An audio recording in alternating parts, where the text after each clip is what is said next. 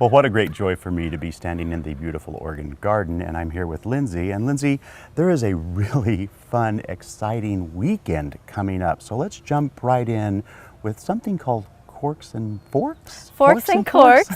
Yes, we have that on Saturday night, which is going to start off actually 5 to 6 p.m. with an art pre-sale. So that is a chance to see the art before anyone else is here and purchase it if you would like. We'll also have a wine tasting during that time. And then from 7 to 9 p.m. we'll have the Forks and Corks dinner.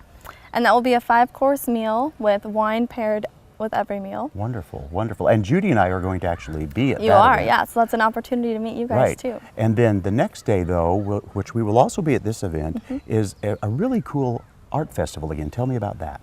Yeah, so our Art in the Garden event will be starting that morning at 10 a.m. And you can go to our visitor center, and it's general garden admission pricing, so it's not anything more than usual.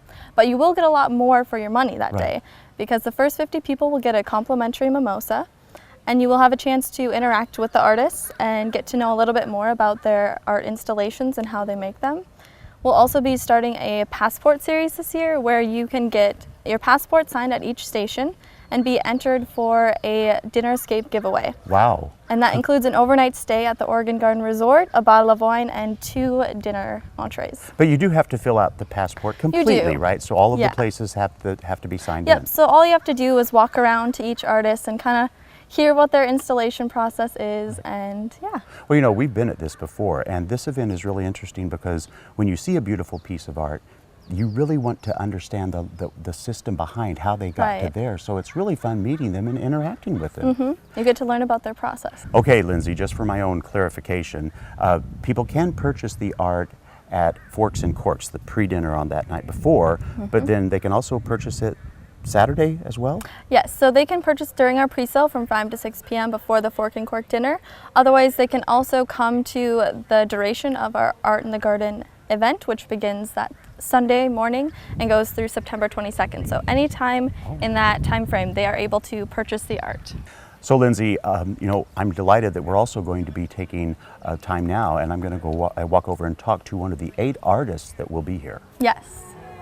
Okay, so now I am with Susan Wheeler, and Susan, you are one of the 8 artists here at the gardens, and you're doing glass work, I see. So first of all, I just wanted to right off ask you, as an artist, these are amazingly and beautifully made. Thank you.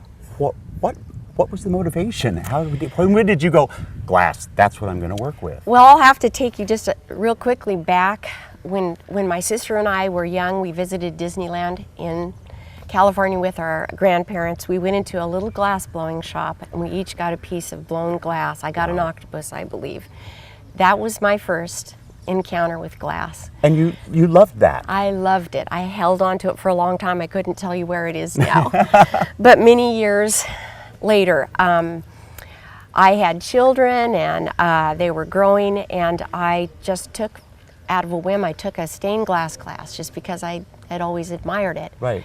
And I went into business with stained glass, designing windows for homes. But then my husband said, why don't you try a fused glass class? Right. So that's where you use your kilns to heat the glass up to a certain temperature so they can change shape. And I did, and just never looked back. And that's what motivated you. Yes. So then, when it comes to things like, an art is so specific about, you know, color choices and blends and mixtures, what is it that you find that inspires you in those kind of things, the coloring and stuff? Well, I'm a gardener. Right. And I love just about any kind of plant, and floral or otherwise. And that's really helped me, combining colors and sometimes design. Right. And just, there's such an array of colors, the glass that I use. Right. I buy it in sheets, and then I cut it down to shapes before it gets fused. Well, you know, nobody compares and contrasts colors better than nature herself. Exactly. So she's very helpful that way. It is so wonderful. And I have to say that even just looking at some of your artwork, it is well made, and it is really going to be very sustainable outside as well. It's not just for inside. Yes. Both the garden stakes and the glass chains that I create are very durable inside or out. And I always tell my customers, if you ever have a problem, if something fell and broke, let me know. I'll take care of it for you. Well, you know what? There you have it. And this is just one of the 8 artists that will be here. So for more information, as always, we invite you to go to gardentime.tv, gather up all that information, and be sure and say hello to Susan when you get out here. Thank you so much, You're Susan. so welcome. Thank you very much.